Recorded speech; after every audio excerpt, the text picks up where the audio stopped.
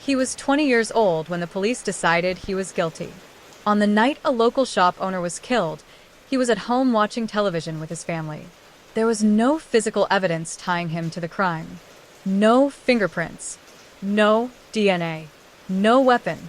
But he fit a description that was vague enough to mean almost anyone, and that was enough. The next morning, officers knocked on his door. They told his mother they just needed to ask a few questions. He would be back in an hour. He didn't come home for 17 years. At the time, the town was under pressure.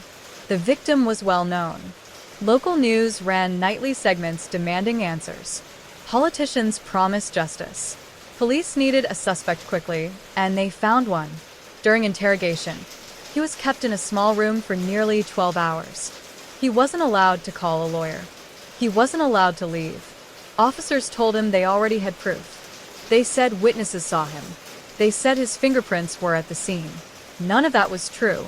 By the end of the night, exhausted and terrified, he signed a confession he didn't understand.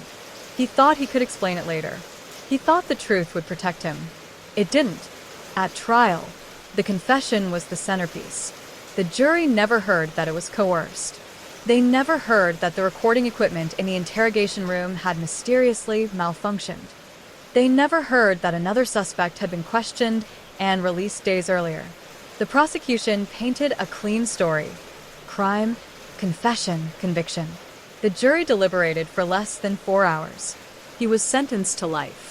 Inside prison, time moved differently. His parents aged. His younger siblings grew up without him.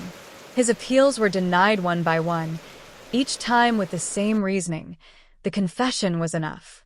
Years later, a new attorney took interest in the case. She noticed something strange in the file, evidence logs that didn't match police reports, a witness statement that had been edited, surveillance footage from a nearby store that had never been shown in court. The footage placed someone else at the scene. When she requested DNA testing on evidence collected from the crime, the state refused. They argued it was unnecessary. They argued the case was closed.